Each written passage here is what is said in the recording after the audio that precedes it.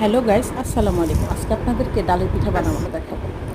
ডালের পিঠা প্রথমে আমি ইচ্ছা করলে মুগ ডাল দিয়ে, মশারির ডালও দেওয়া যায়, খালি মুগ ডাল দিয়েও বানানো যায়, কিন্তু আমি দুইটা ডালে দিয়েছি একটু টেস্ট লাগার জন্য। তখন ডালটা সিদ্ধ বসিয়ে দিয়েছি, সিদ্ধ বসিয়ে একটু লবণ দিয়ে দিয়েছি।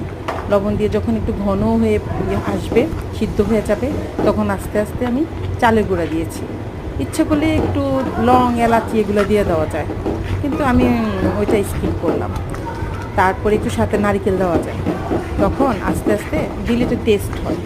তখন আস্তে আস্তে এভাবে গুলিয়ে গুলিয়ে তারপরে আরেকটু যখন আরেকটু আটা, আরেকটু চালের গুঁড়া দিয়ে তখন আস্তে আস্তে নেড়ে নেড়ে গোল্লা করব।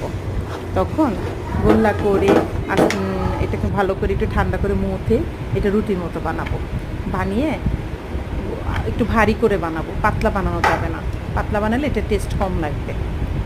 একটু ভারী করে বানাবো।